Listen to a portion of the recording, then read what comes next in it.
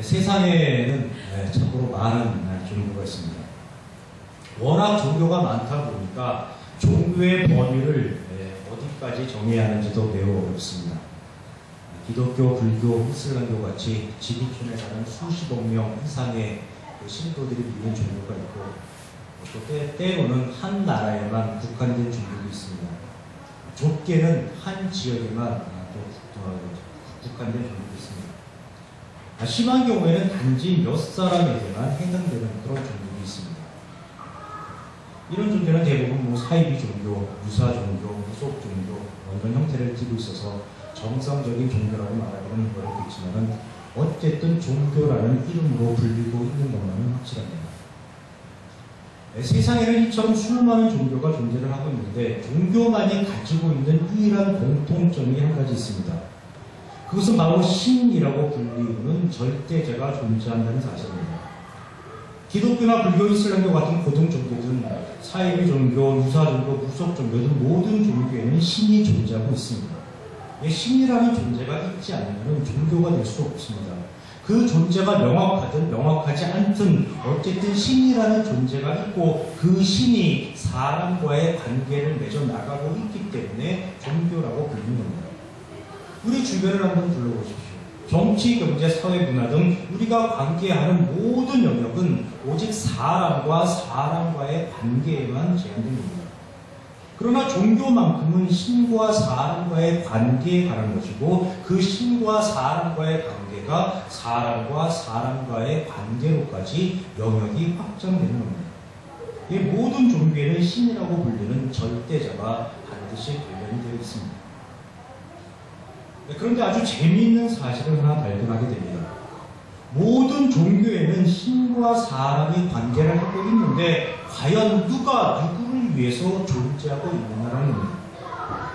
신이 사람을 위해서 존재하는 거예요? 아니면 사람이 신을 위해서 존재하는 겁니다?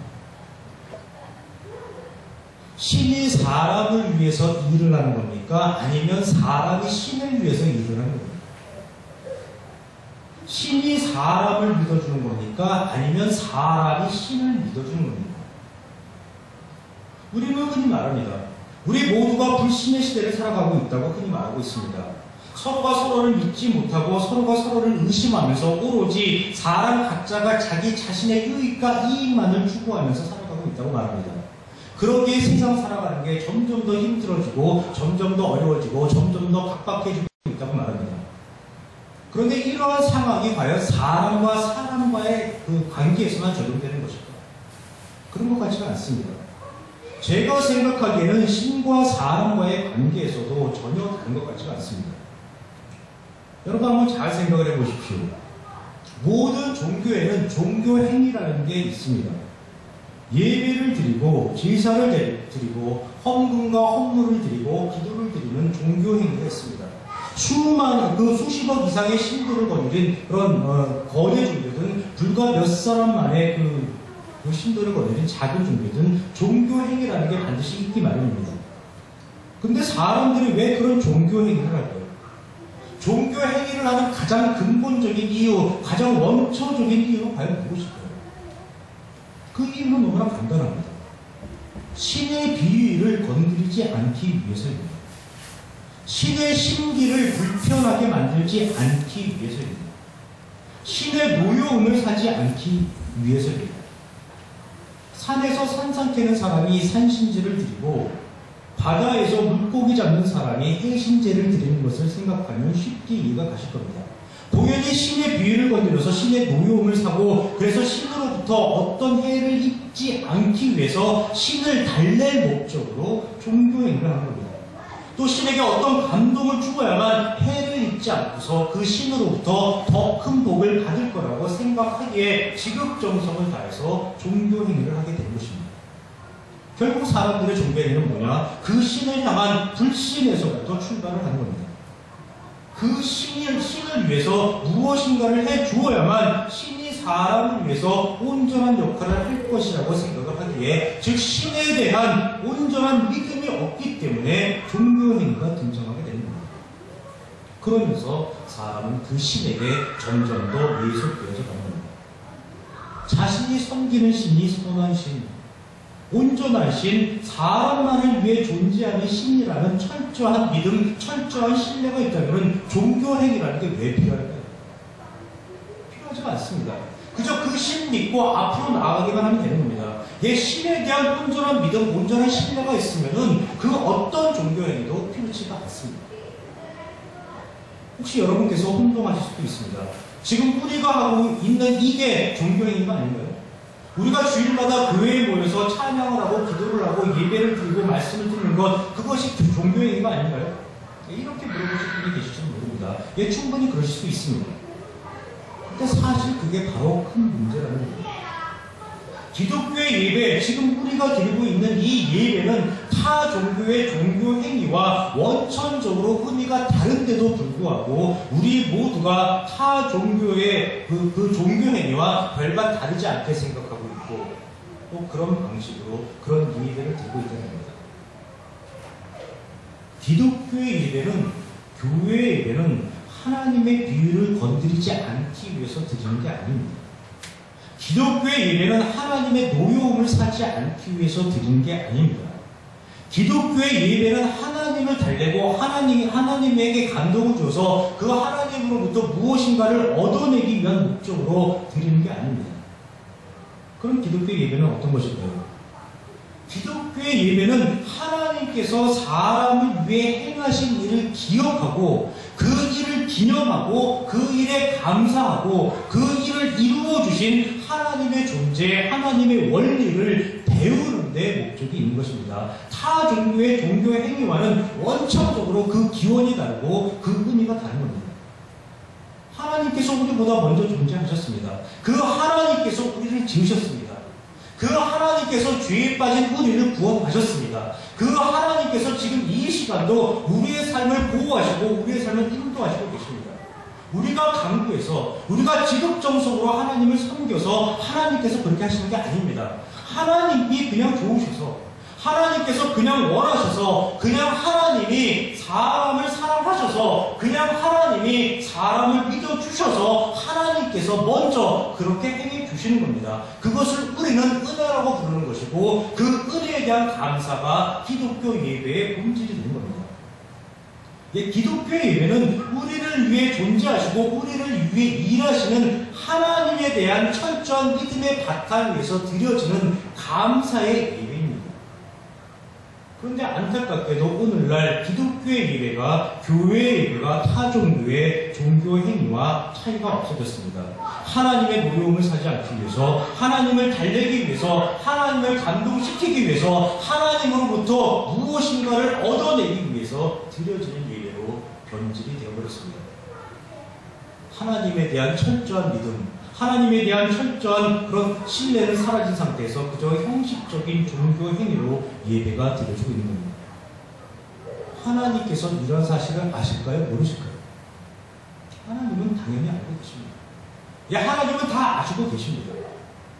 그렇다면 하나님께서 이런 사실을 모두 알고 계신다면 하나님께서 사람들을 꾸짖고 책망하고 징계를 하실까요? 그렇지는 않습니다. 왜냐하면 하나님은 이럴 수밖에 없는 사람들의 한계를 다 아시고 계시기 때문입니다.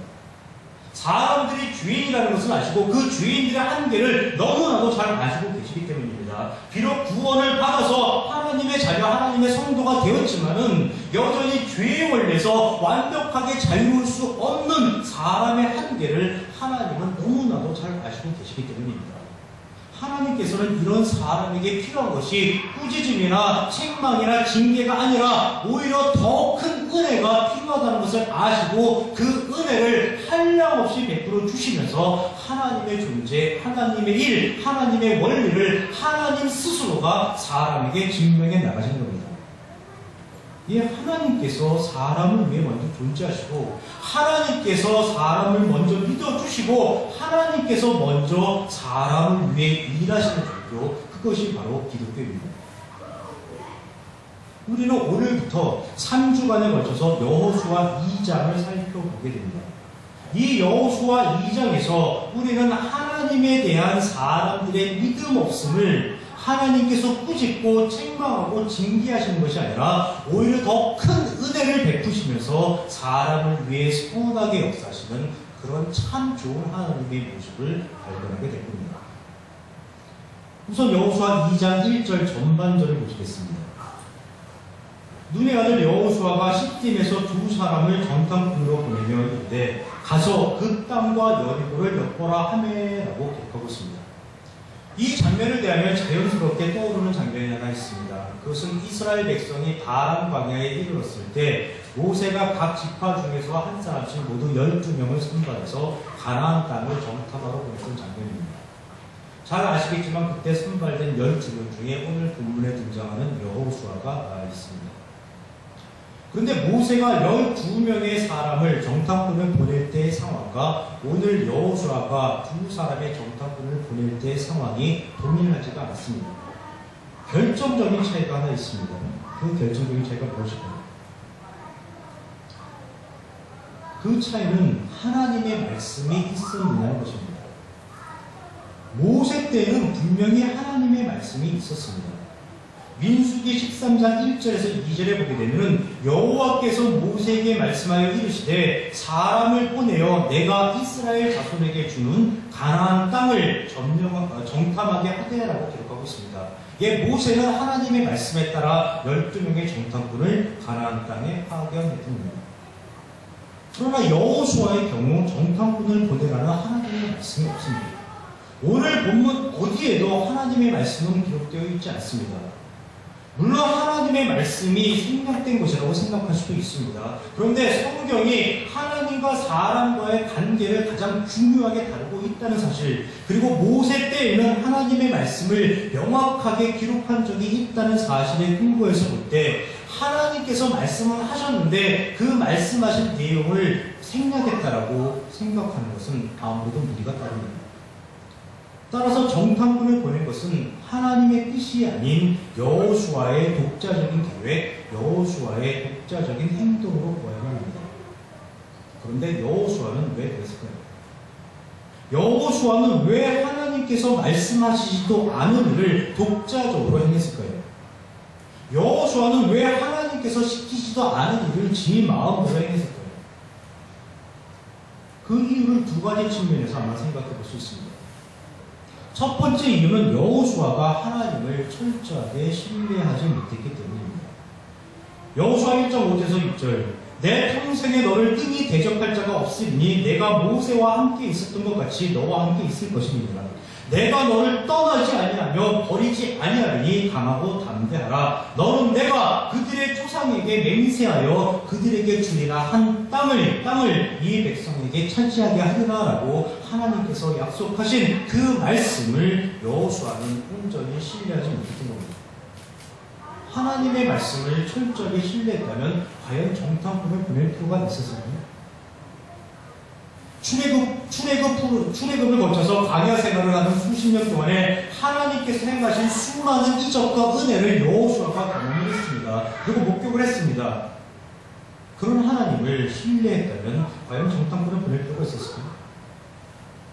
그리고 하나님은 말씀대로 행하시는 분이시고 그 말씀대로 성취하시는 그 능력이 있는 분이라는 것을 굳건히 여호수아가 믿었다면 과연 여호수아가 정탐꾼을 보낼 필요가 있었을까요?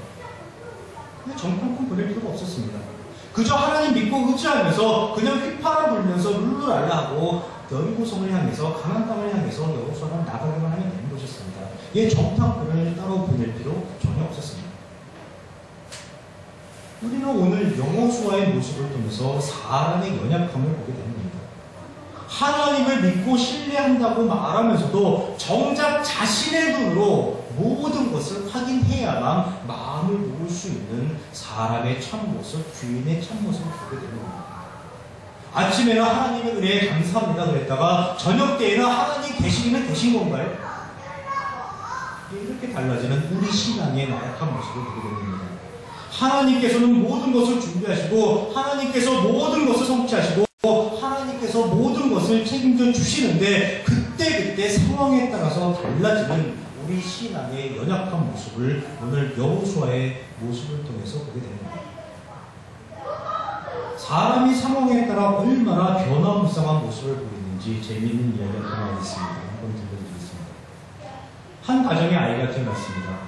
이 아이가 자라면서 보니까 아주 똑똑해요. 아주 총명합니다. 부모는 혹시 우리 아이가 천재가 아닐까? 네, 이런 흥분과 기대를 감추지 못하고 아이에게 먹일 우유 하나를 고르는데도 아주 신중합니다. 그렇게 심사숙고해서 고른 우유가 바로 아인슈타인 우유입니다. 아이가 초등학교에 들어갔습니다. 여전히 똑똑해요. 반장도 하고 있고 공부도 잘하고. 아이의 부모는 우리 아이는 못 들어가도 서울대야. 이 아이가 무슨 일을 먹습니까? 서울우유를 먹습니다. 서울우유를 먹던 아이가 이제 중학교에 들어갔습니다. 그런데 사춘기를 맞으면서 성적이 조금씩 내려갑니다. 그래도 부모는 그 아이에 대한 기대의 끈을 전혀 놓지 않습니다. 아무리 못해도 우리 아이는 연세대는 문제 없어. 그 아이에게 연세대를 줍니다. 이 아이가 이제 고등학교에 진학을 했어요. 그런데 문제가 조금 심각해졌습니다. 아이가 친구를 잘못 속이면서 성적이 많이 떨어졌습니다. 부모는 그래도 최소한 이 정도는 문제 없을 거야. 그렇게 생각을 하면서 아이에게 권고를 내리고 있습니다. 자, 드디어 이 아이가 대학에 들어갔습니다. 그런데 부모의 모든 기대가 다 물거품이 되어버리고 그저 그런 대학에 들어갔습니다. 그래도 이 아이의 부모는 그 아이에게 여전히 우유를 먹이고 있습니다. 무슨 우유를 먹이고 아시는 분 계세요? 네, 매우를 먹이고 있습니다. 부모의 소망은 그저 한 가지 뿐입니다. 아이야 매일매일 집에만 들어와라. 네, 그러면서 매일 우유를 열심히 먹고 있다고 합니다. 네, 이처럼 조건과 상황에 따라서 달라지는 것이 사람의 본 모습입니다. 아침 모습 다르고 저녁 모습 다른 게 바로 사람입니다. 그러나 하나님은 조건과 상황을 따지지 않습니다. 사람을 향해서 무조건적인 사랑을 베풀어 주시는 하나님이십니다.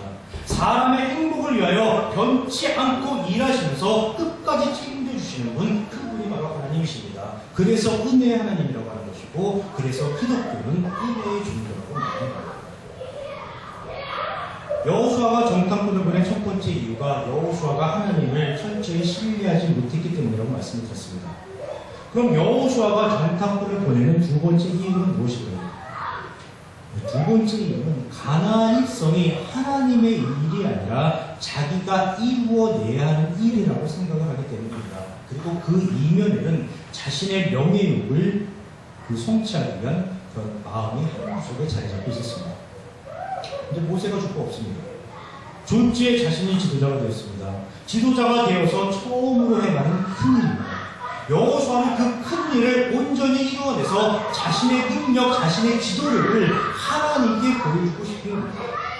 자신이 결코 모세보다 못한 사람이 아니라는 것을 이스라엘 백성들에게 증명해 보고 싶은 겁니다. 그러니까 하나님에 대한 신뢰보다는 자신의 생각, 자신의 판단, 자신의 기준을 앞세우는 것이고 그 이면에는 자신의 명예욕이 자리 잡고 있는 겁니다.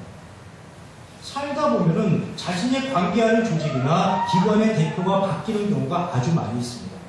회사 사장이 바뀌고 학교의 교장이 바뀌고 교회의 담임 목사가 바뀌는 경우가 많이 있습니다. 또 대통령이 바뀌고 도지사가 바뀌고 시장이 바뀌는 경우가 있습니다. 이렇게 바뀐 사람들이 첫 번째 하는 일이 무엇인지 아십니까? 네, 바로 전임자가 해놓은 일을 별것도 아닌 일로 같이 하라고 시키는 겁니다. 전임자가 특별한 사람이 아니었다는 것을 공공연하게 드러내놓는 겁니다. 그렇게 해놓고 자신의 계획, 자신의 비전, 자신의 목표를 선포하고 그것을 이루어냄으로써 자신이 전임자보다 훨씬 더 똑똑하고 훨씬 더 능력있고 훨씬 더 재주있고 탁월한 사람이라는 것을 보여주는 겁니다. 그러니까 자신을 믿고 잘 따라오라고 무언의 압력을 행사하는 겁니다. 잘 믿고 따라오는 그 사람은 특별히 총애를 하고 잘 따라오지 않는 사람은 전임자의 사람으로 분류를 해서 그 사람을 특별 관리하겠다는 겁니다. 이 사람 사는 것은 어디나 다 똑같습니다. 지금 여호수아가 바로 그런 문제입니다. 모세가 죽었습니다. 여호수아는 모세 주변에서 제법 영향력을 끼치던 그 사람들을 자신의 편으로 만들어야만 하고 모세에게 향했던 이스라엘 백성들의 지지와 충성을 자신에게로 돌려놓아야만 합니다. 그럼 어떻게 해야 합니까? 자신의 능력을 보여줘야만 합니다. 자신의 지도력을 보여줘야만 합니다. 자신의 탁월함을 보여줘야만 합니다. 그러기에 하나님의 뜻, 하나님의 의사와는 상관없이 자신의 생각, 자신의 판단, 자신의 기준에 따라서 독자적인 행동을 하게 되는 겁니다.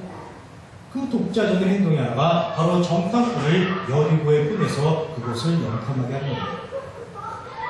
이런 여호수아에게 하나님께서는 어떻게 하실까요? 하나님의 뜻과는 하나님의 의사는 아무 상관없이 제 마음대로 정탐꾼을 그 여리고성에 보낸 여호수아에게 하나님께서는 어떻게 하실까요?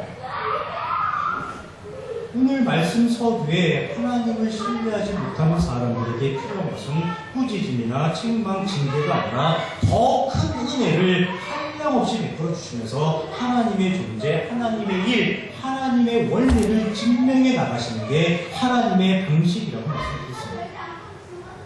그 방식이 여호수아에게도 똑같이 적용이 됩니다. 왜냐하면 하나님은 모든 이의 하나님이시고 결코 변하지 않는 언제나 동일한 진리의 하나님이시기 때문입니다. 비록 여호수아가 하나님을 신뢰하지 않고 자신의 방식으로 정탐꾼을 보냈지만은 하나님은 결코 노여워하지 않으십니다. 여호수아를 꾸짖거나 책망하지 않으십니다. 오히려 그 일을 통해서 여호수아가 하나님을 더 인정하고 더 강하고 더 담대해져 나갈 수 있도록 하나님께서는 선하게 역사하신 겁니다. 그 일을 위해서 준비된 사람이 누굽니까? 바로 라합입니다. 여호수아 2장 1절 후반절, 그들이 가서 라합이라 하는 기생의 집에 들어가 거기서 유숙하더니, 예, 마태복음 1장 예수님의 계보에도 당당히 이름을 올린 라합이 드디어 등장하게 됩니다. 라합에 대해 자세히 살펴보기 앞서서 먼저 여호수아 2장 2절에서부터 3절 말씀을 잠깐 살펴보겠습니다. 어떤 사람이 여리고 왕에게 말하여 이르되, 보소서, 이 밤에 이스라엘 자손 중에 몇 사람이 이 땅을 정탐하러 이리로 들어왔나이다. 여리고 왕이 라합에게 사람을 보내어 이르되, 내게로 와서 내 집에 들어간 그 사람들을 끌어내라. 그들은 이 온 땅을 정탐하러 왔느니라. 이렇게 기록하고 있습니다. 사실 우리는 이스라엘 입장에서 모든 사건들을 바라보고 있지만 여리고 사람들의 그런 상황도 한번 생각해 볼 필요가 있습니다. 민수기 26장 2절을 보게 되면 하나님께서 이스라엘 그 백성 중에서 20세 이상으로 능히 전쟁에 나갈 만한 그 사람의 숫자를 계수하라라고 말씀하시는 장면이 있고, 그 계수한 결과가 민수기 26장 51절에 나오는데 이스라엘 자손에 계수된 자가 무려 60만 1730명이었다라고 이렇게 기록하고 있습니다. 전쟁에 나갈 만한 자, 능히 군사로 쓸 수 있는 자가 60만 명이 넘는 그런 숫자입니다. 여러분 잘 생각해 보십시오. 60만 명이 넘는 대군이 호시탐탐 자신이 사는 지역을 넘보고 있습니다. 더군다나 그들에게는 여호와 하나님이시라는 신이 함께 있어서 대항할 자가 없을 뿐더러 이미 광야의 많은 족속들이 그들의 수하에 들어갔다는 소문이 자자합니다. 여리고 사람들은 겁먹을 수밖에 없습니다. 여리고 사람들은 긴장할 수밖에 없습니다. 여리고 사람들은 경계를 강화할 수밖에 없고, 누구 낯선 사람들이 성내로 들어오지 않나 모든 촉각을 곤두세울 수밖에 없습니다. 지난 연말에 우리나라에서 12월 전쟁설이 일어난 적이 있었죠. 대부분의 사람들은 아무 신경 쓰지 않고 그냥 무심하게 평소대로 살아갔습니다. 그런데 유독 일부 기독교 신자들만이 겁을 집어먹고 유난을 떨었습니다. 심지어는 남편도 버리고 아내도 버리고 자식도 버리고 저 혼자 살겠다고 외국으로 도피한 사람들도 결코 적지 않았습니다. 이들이 왜 그랬습니까? 이유는 간단합니다. 하나님을 제대로 모르기 때문입니다. 하나님의 존재, 하나님의 원리, 하나님의 방식을 모르니까, 온전히 모르니까 말도 안 되는 그런 미혹에 넘어가서 엉뚱한 꼴을 당하게 되는 겁니다. 지금 여리고 사람들이 겁먹고 긴장하고 경계끈을 놓지 않는 이유가 무엇입니까? 그 이유 역시 똑같습니다. 하나님을 모르기 때문입니다. 하나님의 존재, 하나님의 원리, 하나님의 방식을 전혀 알지 못한 채 이런저런 소문에만 귀를 기리다가 보니까 두려움만 커지는 겁니다. 그저 자신들이 언제 공격당할지 모른다는 생각에 자신들의 소유를 다 빼앗기고 곧 노예가 될지도 모른다는, 또 곧 죽을지도 모른다는 그런 생각에 전전긍긍하면서 그들은 두려움에 떨고 있는 겁니다. 가나안 입성이 뭐라고 말씀드렸습니까? 가나안 입성은 정복이 아니라 회복이라고 말씀드렸습니다. 하나님의 계획은 가나안 백성들을 진멸하는 것이 아니라 그들을 하나님의 원리로 회복시키기 위함이라고 말씀을 드렸습니다. 그렇게 해서 모든 족속이 하나 되어 하나님의 뜻 가운데 기쁘고 즐겁고 행복하게 살아가게 만드는 것, 그것이라고 말씀을 드렸습니다. 그러나 저들은 그 사실을 알지 못하기에 두려움에 떠는 것입니다. 하나님의 마음, 하나님의 심정, 하나님의 계획을 모르기에 그저 자신의 것을 하나라도 빼앗기지 않기 위해서, 하나라도 놓치지 않기 위해서 경계를 강화하면서 오로지 죄적 원리로만 대응을 하고 있는 겁니다. 그런데 그 중에 한 사람 예외가 있었습니다. 그 예외가 누굽니까? 바로 라합이라는 기생입니다. 사실 라합이 등장하는 사건은 오늘날 세상 사람들로부터 기독교에 대해서 많은 오해를 불러일으키는 그런 사건 중에 하나입니다. 오늘 보면 여호수아 2장 4절에서 5절을 보게 되면 그 여인이 그 두 사람을 이미 숨긴지라 이르되 과연 그 사람들이 내게 왔었으나 그들이 어디에서 왔는지 나는 알지 못하였고 그 사람들이 어두워 손문을 닫은 즈쯤 되어 나갔으니 어디로 갔는지 내가 알지 못하나 급히 따라가라 그리하면 그들을 따라잡으리라 하였으나 이렇게 기록을 하고 있습니다. 이 말씀을 두고 세상 사람들은 라합이 거짓말을 한 것이라고 주장합니다. 출애굽기 20장 16절에 내 이웃에 대하여 거짓 증거하지 말라라는 하나님의 십계명을 라합이 어긴 것이라고 주장합니다. 그리고 그 계명을 주신 하나님께서 거짓말을 한 라합을 오히려 살려주심으로써 하나님 스스로 자기 모습을 드러냈다고 그렇게 주장합니다. 과연 그런 것일까요? 과연 라합이 한 이야기가 거짓말이고 하나님께서는 거짓말한 라합을 용서해 주시고 살려주신 거예요. 우리는 세상을 살아가면서 어떤 것이 참말이고 어떤 것이 거짓말인지 혼동하는 경우가 종종 있습니다. 어떤 것이 선한 것이고 어떤 것이 악한 것인지 판단 내리기가 참으로 어려운 경우가 많이 있습니다. 왜냐하면 각자의 상황에 따라서, 각자의 처지에 따라서, 또 각자의 이해관계에 따라서 판단의 기준이 달라지기 때문입니다.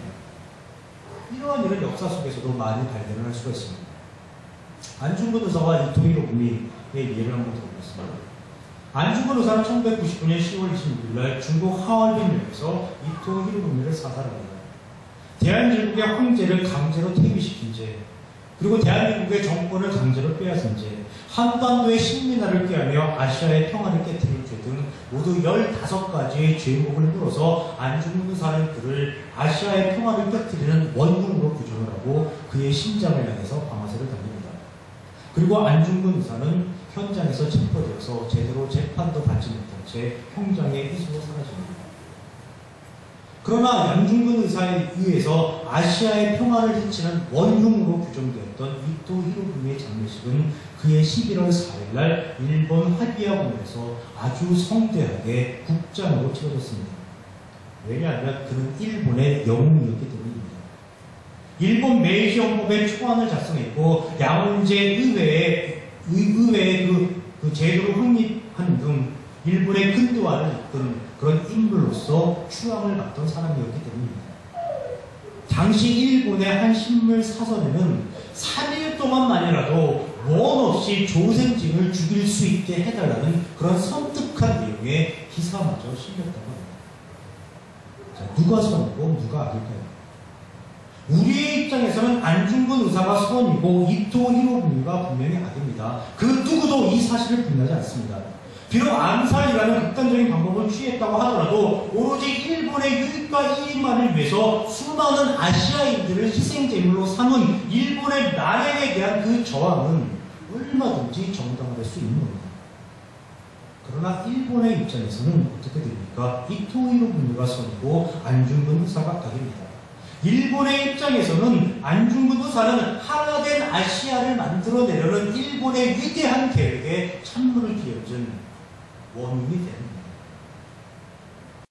예를 들겠습니다. 영화 신들러 리스트입니다. 보신 분들 많이 계실 겁니다. 사업가의 오스카 신들러는 일제의 아주 밝은 기회주의자입니다. 그는 유태인이 경영하는 그릇 공장을 인수하기 위해서 나치 당원이 됩니다. 그리고 SS 요원들에게 여자와 술, 담배 등을 그 뇌물로 바치면서 돈을 버는 일이라는 수단과 방법을 가지지 않습니다. 인건비 한 푼 안 들이고 유태인의 노동력을 착취하던 중에 유대인 회계사 스턴이라는 사람과 가까워지면서 자신이 얼마나 탐욕스러운 존재인지, 자신이 얼마나 이기적인 존재인지, 그리고 자신의 양심이 얼마나 뒤틀려져 있었는지를 깨닫게 됩니다. 그래서 그는 강제노동 수용소로부터 유태인들을 구해내기로 결심을 합니다. 그의 계획은 완벽하게 성사를 되었고 마침내 1100명의 유태인을 죽음으로부터 구해냅니다. 1945년에 전쟁이 끝나고 그 동유럽이 자유화되었을 때 그 쉰들러는 연합군으로부터 잡히지 않기 위해서 도망쳐야 하는 신세가 됩니다. 마지막으로 쉰들러가 연합군으로부터 도망을 가기 직전 살아있다는 그런 안도감보다도 죄책감에 시달리면서 하는 말이 있습니다. 왜 나는 더 많은 유태인들을 구해내지 못했는가? 이렇게 고백을 하면서 영화는 끝을 맺습니다. 이 영화의 스토리상 성악의 구도는 확실하게 구축이 되어 있습니다. 쉰들러는 좋은 사람, 쉰들러는 의로운 사람, 쉰들러는 선한 사람으로 그려지고 있습니다. 그러나 쉰들러는 조국의 입장에서 봤을 때는 국가의 정책에 반기를 든 배신자에게 불과합니다. 유태인의 입장에서는 선이지만, 영화를 보는 우리 관객의 입장에서는 선이지만, 쉰들러의 조국 입장에서 쉰들러는 분명히 악입니다. 자, 과연 무엇이 선이고 무엇이 악일까요? 선악을 구별하는 기준은 과연 무엇일까요?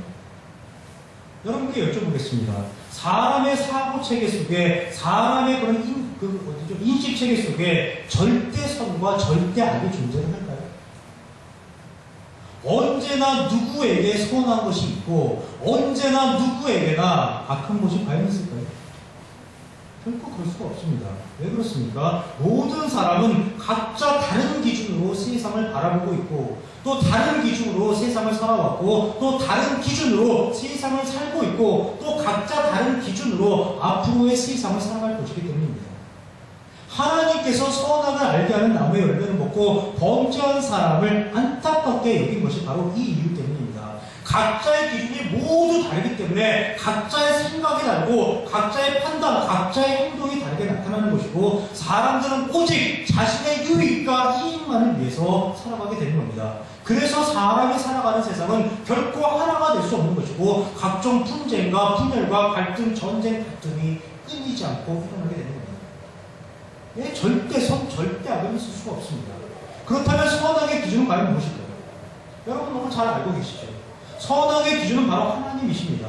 하나님께서 창조하시고 하나님께서 보시기에 좋았다라는 표현이 바로 하나님께서 기준 되심을 나타내는 표현입니다.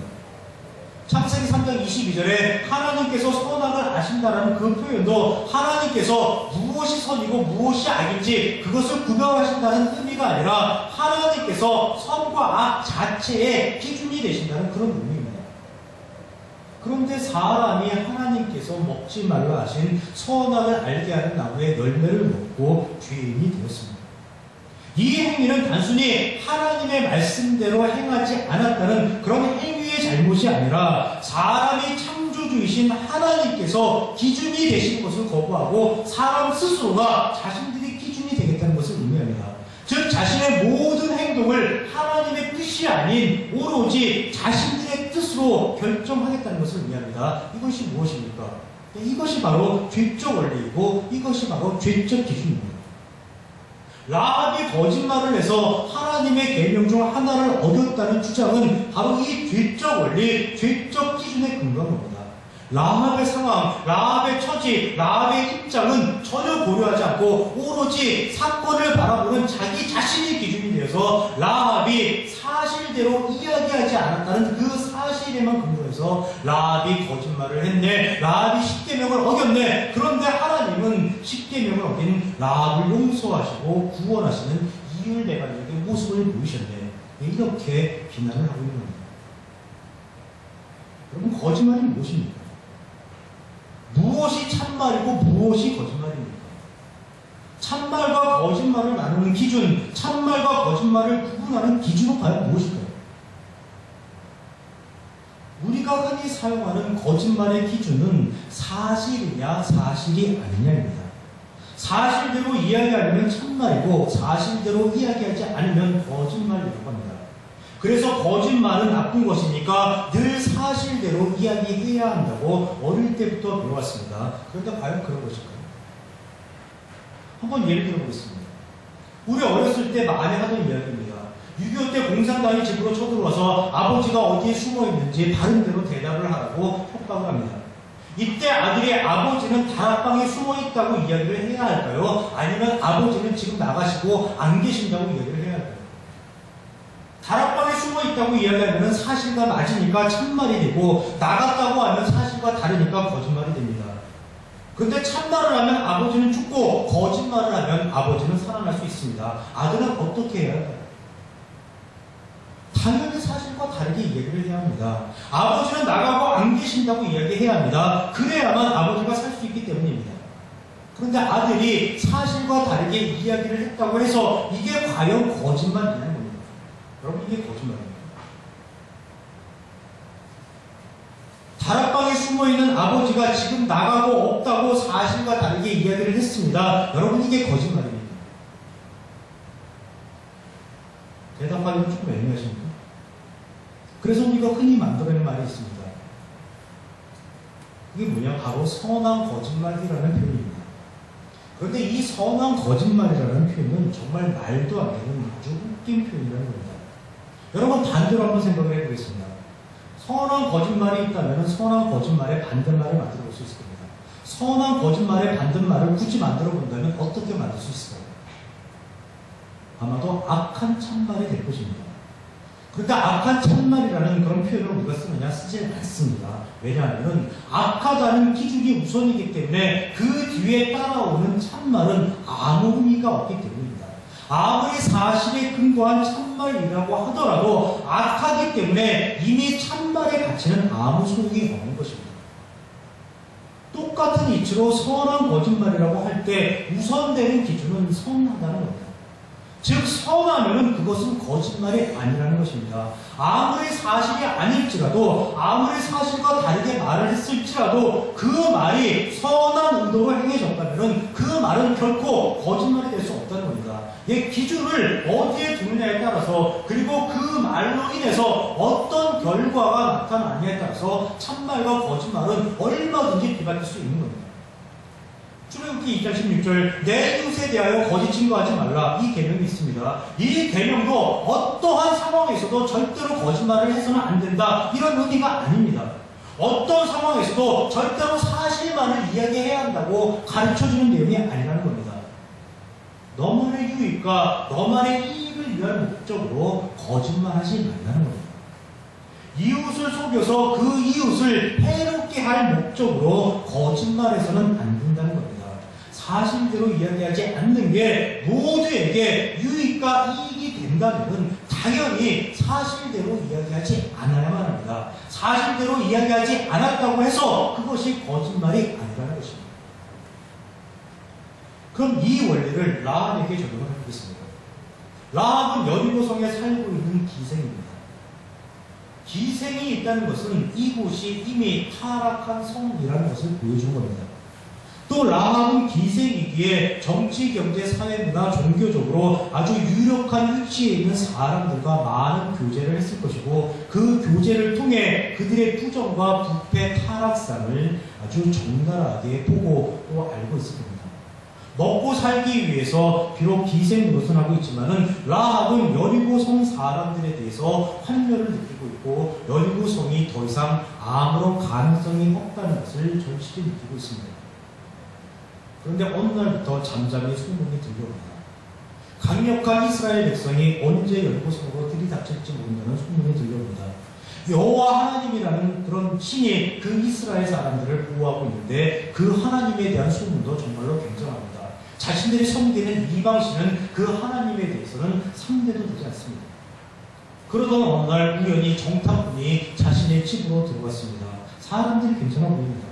여리고성에 사는 다른 사람들과는 인격도 달라 보이고 품격도 달라 보입니다. 그런 그들과 이런저런 이야기를 나누고 있는데, 그때 그 정탐꾼들을 잡으려고 여리고 사람들이 막무가내로 자신의 집으로 들이닥쳐서 그 사람을, 정탐꾼들을 내놓으라고 난동을 부립니다. 자, 라합은 어떻게 해야 할까요? 여리고 그 성에 타락된 삶의 환멸을 느끼고 있습니다. 더 이상 여리고 성은 가능성, 비전이 없다고 생각을 하고 있습니다. 여호와 하나님이 보호하시는 이스라엘 백성들에게 여리고 사람들은 상대가 될 수 없다고 생각을 하고 있습니다. 정탐꾼들을 보니까 믿음직스럽습니다. 더군다나 자신도 살아야만 하고 자신들의 가족을, 자신의 가족들도 살려내야만 하는 라합의 입장입니다. 라합은 어떻게 해야 할까요? 여러분 같으면 어떻게 하시겠습니까? 당연히 정탐꾼들을 숨겨주기 위해서 거짓말을 하게 되는 겁니다. 그런데 과연 이게 거짓말이었는가? 사실과 다르게 이야기했다고 해서 과연 라합을 거짓말쟁이로 비난할 수 있느냐는 것입니다. 그렇지가 않습니다. 라합의 입장에서는 당연한 선택, 올바른 선택을 한 것이고, 그러기에 우리 모두는 아무도 라합에 대해서 비난을 할 수가 없습니다. 부정부패와 탄압으로 얽힌 여리고성의 새로운 모습을 위해서, 그리고 자신과 가족이 살아남기 위해서 정탐꾼들을 숨겨주고 정탐꾼들을 잡으러 온 군인들을 속인 라합의 행위는 얼마든지 정당화될 수 있는 겁니다. 뿐만 아니라 라합의 행위는 하나님께서 하나님의 역사를 이루어 나가시는데 동참하는 선한 행동이 됩니다. 라합의 행위는 사실에 근거하면 분명히 거짓말이었지만 하나님의 기준, 하나님의 원리, 하나님의 역사를 이루어 나가는 그런 관점에서 보면 결코 거짓말이 될 수 없다는 겁니다. 비판이라는 것도 마찬가지입니다. 마태복음 7장 1절에 보게 되면 비판을 받지 아니하려거든 비판하지 말라라는 말씀이 있습니다. 이 말씀은 단순히 비판받는 것을 두려워하지 말라, 아니면 남을 비판하지 말라, 그런 의미가 아닙니다. 얼마든지 비판을 할 수 있고 얼마든지 비판을 받을 수 있습니다. 단 그 비판이 세상의 원리, 사람의 원리, 죄의 원리에서 행해져서는 안 된다는 겁니다. 비판을 하되 비판을 받되 비판받는 사람이 결코 상처받지 않도록 하나님의 기준을 가지고 하나님의 심정과 마음을 품고 비판을 해야 한다는 그런 뜻입니다. 예, 참말이든 거짓말이든 비판이든 그것 자체가 중요한 것이 아니라 그것이 어떤 기준에 근거해서 행해지느냐, 그것이 가장 중요한 겁니다. 그럼 그 기준은 무엇입니까? 그 기준은 바로 하나님입니다. 그럼 그 기준의 사실적 표현은 무엇입니까? 예, 바로 사람을 살리는 겁니다. 왜냐하면 하나님의 목적은 사람을 살리는 것이기 때문입니다. 내가 살고 나의 가족, 나의 이웃이 살고 우리의 공동체가 선한 목적을 가지고 함께 더불어 온전히 살아가느냐, 그것이 바로 기준이 되는 겁니다. 그것을 위해서 오늘도 하나님께서는 우리를 위해 일하고 계십니다. 말씀을 맺도록 하겠습니다. 여호수아는 하나님을 철저하게 신뢰하지 않고 자신의 능력을 보이기 위해서 자신이 독자적으로 자신의 계획에 따라 정탐꾼을 보냈지만 하나님은 이런 여호수아를 꾸짖지 아니하셨습니다. 오히려 라합이라는 기생을 통하여 여리고성의 여러 가지 상황을 여호수아로 알게 하셨고, 그것을 안 여호수아가 더욱더 강하고 담대해질 수 있도록 하나님께서는 선하게 역사하셨습니다. 예, 하나님께서는 바로 이렇게 일하시는 분이십니다. 우리는 이런 하나님의 전적인 은혜로 구원받고 하나님의 자녀가 된 하나님의 성도입니다. 우리는 하나님을 분명히 알고 있고 하나님을 아버지라고 부릅니다. 우리가 하나님을 아버지라고 부르는 것은 우리가 하나님의 원리, 하나님의 가치, 하나님의 기준에 따라 살 수 있는 자격과 능력을 하나님으로부터 부여받았다는 것을 의미합니다. 우리 모두가 하나님의 자녀로서, 하나님의 성도로서 하나님의 심정과 마음을 품고 하나님의 기준과 가치에 따라 이 세상 기쁘고 즐겁고 아름답고 행복하게 살아가면서 하나님의 영화로움을 세상 속에 선포하는 그런 빛과 소금의 삶 살아가시는 우리 다니엘 성도 되시기를 주님의 이름으로 축원합니다. 무엇이었습니까?